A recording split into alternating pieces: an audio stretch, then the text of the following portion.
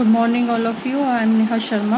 और last class में हमने नाउन्स पढ़े थे, material nouns and collective nouns, और हमने कलेक्टिव नाउन्स के ये एग्जांपल्स भी देखे थे और आपको मैंने होमवर्क दिया था ये टेबल बनाने के लिए। आई होप आप लोगों ने बनाई होगी, और बनाई होगी नहीं, बनानी है। Homework means it should be done positively. ये कोई कंडीशन नहीं है उसके अंदर कि मन है तो किया, टाइम है तो किया। ठीक है, आप लोग अभी बच्चों, आप लोगों के ऊपर कोई रिस्पॉन्सिबिलिटीज़ नहीं है, आप अपना होमवर्क तो एटलीस्ट कर ही सकते हो। तो ठीक है, आगे बढ़ते हैं। अब बारी आती है एब्स्ट्रैक्ट नाउन, जिसको हम हिंदी में बोलते हैं भाववाचक संज्ञा। ठीक है, एब्स्ट्रैक्ट का मतलब होता है जो चीज़ दिखाई नहीं देती है, सिर्फ आप उसको फील कर सकते हो। ठीक है, जैसे फीलिंग्स होती हैं, एंगर है, हैप्पीनेस है, ठीक है, सैडनेस है, ठीक है, ये सब हम फील कर सकते हैं। Are word abstract noun are words that name ideas, quality, feeling, some state of thing which cannot be touched और सीन। ठीक है, जैसे कि मैंने आपको बता दिया कि ऐसी चीज़ें जो आप उसको टच नहीं कर सकते हो, देख नहीं सकते हो, बट वो मतलब आप उस कोई आइडिया हो गया, कोई क्वालिटी हो गई, कोई फीलिंग हो गई। ठीक है, for an example, patience is a virtue. Patience का मतलब क्या होता है? धैर्य, है ना, हिंदी में हम बोलते हैं धैर्य। ठीक है, वर्च्यू मतलब कोई अच्छी चीज़ होना। ठीक है, तो पेशेंस क्या है यहाँ पर? एब्स्ट्रैक्ट नाउन है। Patience is abstract noun. जैसे मैं एक और लिख दूँ,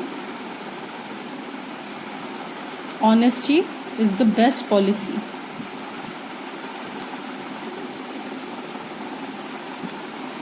ऑनेस्टी क्या है यहाँ पे? एब्स्ट्रैक्ट नाउन है। एक और एग्जांपल मैं आपको देती हूँ, self humiliation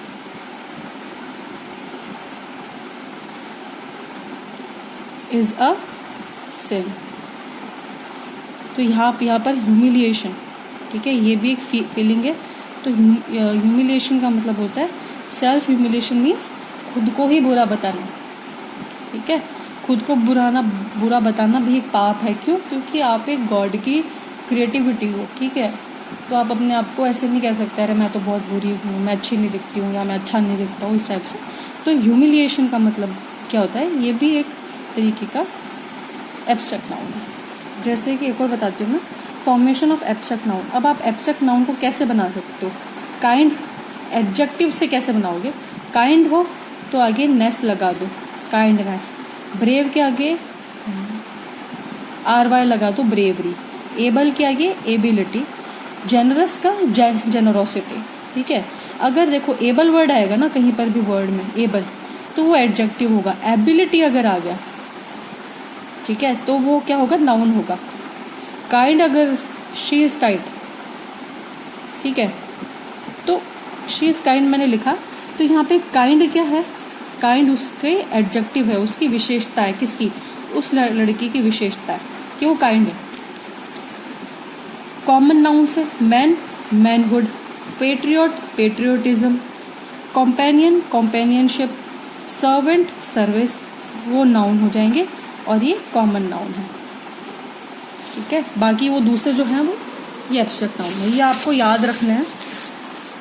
heal, health, satisfy, satisfaction, act, action, punch, punishment, अगर हम वर्ब से बनाते हैं तो।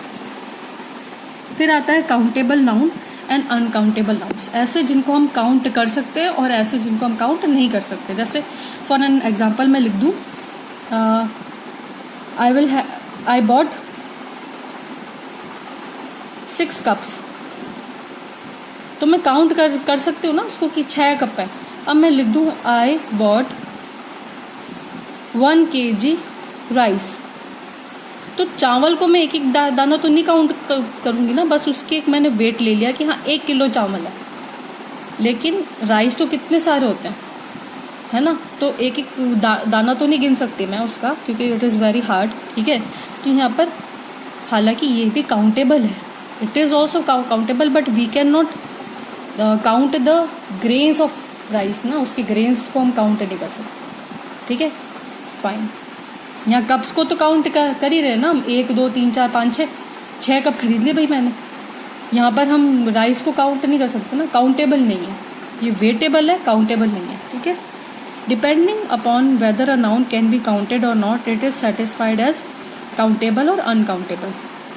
काउंटेबल नाउन्स कैसे होती हैं? These are the nouns that can be counted. They answer the question how many. जैसे मैं पूछूं how many girls are there? There are 5 girls. How many pencils have you purchased? I purchased a dozen. Dozen में कितनी आती हैं? 12 होती हैं. तो 12 को अपन काउंट कर सकते हैं कि नहीं कर सकते? बिल्कुल कर सकते हैं.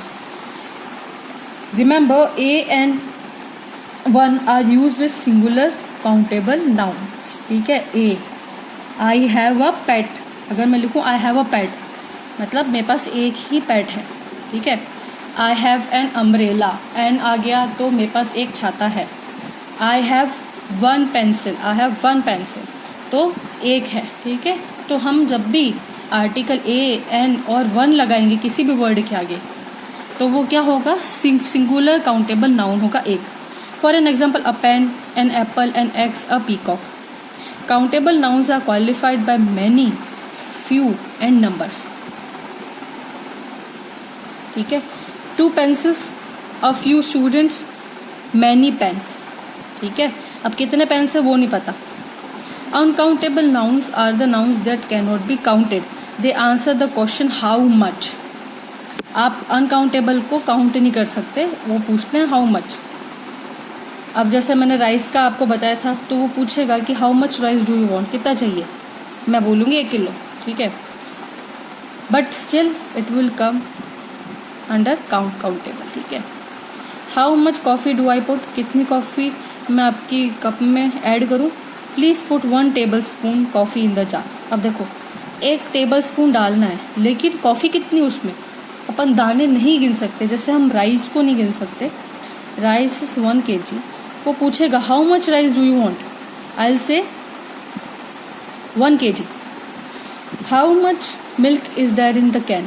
There is about 1 liter of milk left in the can. अब देखो आप उसको एक डब्बे में डाल करके, जैसा आप देखते हैं दूध वाला आपको नाप करके दूध देता है, आप उसको नाप सकते हो, लेकिन आप उसको काउंट नहीं कर सकते ना. गिनोगे कैसे दूध को? पानी को नहीं गिन सकते, ऑयल को नहीं गिन सकते आप, है ना. वैसे ही remember, A and 1 are not use for uncountable noun. अब मैं लिख दूँ आई बॉट एन राइस, या आप bought a rice. I will drink, हाँ मैं ये लिख सकती हूँ आई will drink a cup of coffee. A cup of coffee अगर मैं लिख दूँ आई ड्रिंक अ कॉफ़ी, तो वो गलत हो जाएगा. कप ऑफ कॉफ़ी, क्योंकि कप तो काउंटेबल है ना, कि हाँ 1 कप कॉफ़ी पीना है, तो ये कप तो काउंटेबल है मेरे पास. ये कप को तो मैं काउंट कर ही सकती हूँ ना कि कप काउंटेबल है. लेकिन अगर मैं लिख दूँ कि आई विल ड्रिंक अ कॉफ़ी, तो वो गलत है. 1 कॉफ़ी कैसे पी लोगे आप, क्योंकि कॉफ़ी पाउडर का नाम आ रहा है यहाँ पे. पाउडर तो आप गिन नहीं सकते उसको. ठीक है. ऐसे uncountable nouns are qualified by much and a little. I will have, अच्छा अब यहाँ पर I will drink a cup of coffee, ये तो हो गया. लेकिन अगर मैं ये लिखूँ I will have a little coffee, तब ये सही होगा. ठीक है. The definite article the can be use with both countable and non countable. ये इंपॉर्टेंट है कि द को आप यूज कर सकते हो दोनों के साथ. ठीक है. The milk taste good, I think it is fresh. ठीक है. The milk taste good, I think it is fresh. The pencils are kept in the drawer. The आ गया ना. अब देखो मिल्क को तो आप काउंट नहीं कर सकते, लेकिन उसके आगे फिर भी द आ रहा है. पेंसिल को आप काउंट कर सकते हो, 1 2 3 4 5 6 कितनी है, उसके आगे भी आप द लगा रहे हो, तो द दोनों के साथ आएगा. लेकिन A, N और 1 जो है ये ओनली काउंटेबल नाउन्स के साथ आएगा. ठीक है. आज के लिए इतना ही. नेक्स्ट क्लास में हम इसकी एक्सरसाइज करेंगे. ठीक है. Thank you and have a nice day. और आप लोगों को कोई डाउट हो तो please let me know, and please like share and subscribe to my channel. अगर आप लोगों को अच्छा लगता है मुझसे पढ़ना तो please subscribe. Okay. Thank you so much. Have a nice day.